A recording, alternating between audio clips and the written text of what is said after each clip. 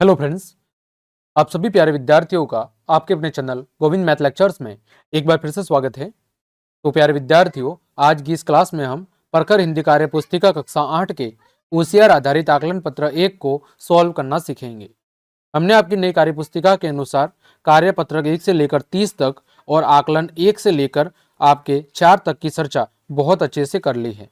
वो सब क्लासेस आप वीडियो के डिस्क्रिप्शन में लिंक दी हुई है या फिर चैनल की प्लेलिस्ट पर जाकर आप आराम से सभी क्लासेस को देख सकते हैं। तो चलिए क्लास हम शुरू करते हैं। देखें, पहला प्रश्न है कि एक शब्द का विलोम शब्द क्या है। तो एक का विलोम शब्द क्या होता है? अनेक होता है। दूसरा, नीचे दिए गए वाक्य में से कालवाचक शब्द वाला विकल्प चुनें। श्वेता कल गाना गाएगी। तो कालवाचक जिससे हमें समय की जानकारी प्राप्त होती है तो वो कौन सा शब्द है? कल। तीसरा, सही विराम चिन्ह वाला वाक्य चुनें। सही विराम चिन्हों वाला वाक्य चुनें। देखें क्या वाक्य है? हे भगवान, यह तो बहुत बड़ी गलती है। ये गलत है क्योंकि यहाँ पर विस्मयादि बोधक चिन्ह आएगा। मैं 1 घंटे से बाजार से वापस आ सकता हूँ। यहाँ पर प्रश्नवाचक की जरूरत नहीं है लेकिन दिया हुआ है, ये भी गलत है। वह छुट्टियां शुरू हो गई है। तो ये कथन एकदम सही है, वह छुट्टियां शुरू हो गई है। अगला कथन गलत क्यों है? क्योंकि यहाँ पर वाक्य की शुरुआत क्या से हो रही है, लेकिन अतः लास्ट में प्रश्नवाचक आना चाहिए था, अतः ये कथन भी गलत है। तो कथन नंबर 2 आपका बिल्कुल सही है। आगे बात करूं चौथा, दिए गए वाक्य में से संज्ञा शब्द वाला विकल्प चुनें।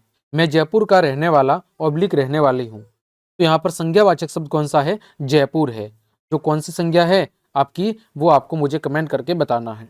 तो कौन सी संज्ञा है? ये व्यक्तिवाचक संज्ञा है। पांचवा, मैं, तुम, राम, उसका, इनमें से संज्ञा शब्द कौन सी है? तो संज्ञा किसे कहते हैं? किसी व्यक्ति, वस्तु, स्थान या भाव के नाम को। तो यहाँ पर नाम क्या है? राम है। राम किसी का नाम है, तो ये क्या है? एक संज्ञा शब्द है। छठा है कि राधा बेसुरा गा रही थी, उसे सुनकर सभी लोग तेजी से भागने लगे। तो इसमें क्रिया विशेषण शब्द कौन सा है? देखो यहाँ पर क्रिया विशेषण क्या होते हैं? जो क्रिया की विशेषता बताते हैं। क्रिया क्या है? यहाँ पर गाना। क्रिया कौन सी है? गाना यहाँ पर क्रिया है।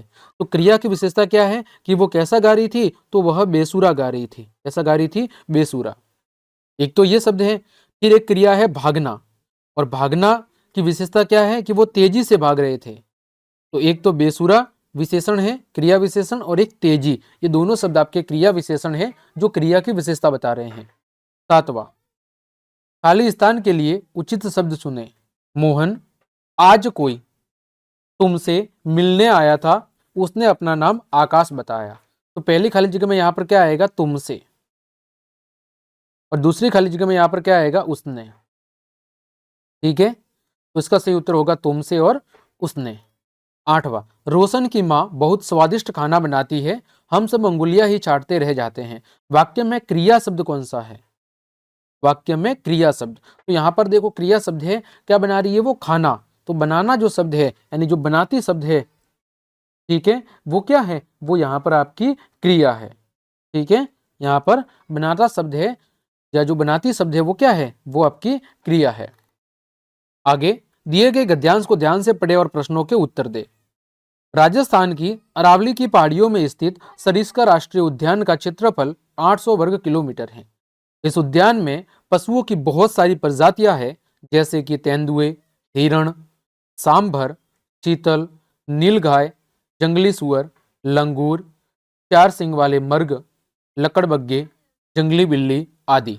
इस उद्यान में वर्ष 1979 में प्रोजेक्ट टाइगर की शुरुआत हुई और 1982 में इसे राष्ट्रीय उद्यान का दर्जा दिया गया या राष्ट्रीय उद्यान बनाया गया। परंतु दुर्भाग्य यह है कि एक राष्ट्रीय उद्यान और प्रोजेक्ट टाइगर का हिस्सा होने के बावजूद यहाँ कोई भी बाघ नहीं है। प्रोजेक्ट टाइगर भारत सरकार द्वारा वर्ष 1973 में शुरू की गई बाघों को बचाने की एक योजना है। इसके माध्यम से उद्यानों के बाघों को बचाने के लिए धन मिलता है। इसके बावजूद राष्ट्रीय उद्यान समिति सरिस्का के बाघों को विलुप्त होने से नहीं बचा सकी। जानवरों के बिना कोई जंगल नहीं होगा। देखें प्रश्न संख्या 9, सरिस्का राष्ट्रीय उद्यान कब बना? कब बना? 1982 में।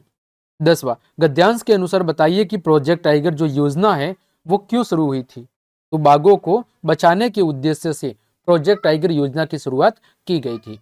तो इस तरह प्यारे विद्यार्थियों, आज की इस क्लास में हमने आपके होशियार आधारित आकलन 1 के सभी प्रश्नों के उत्तर हमने बहुत अच्छे से जाने हैं।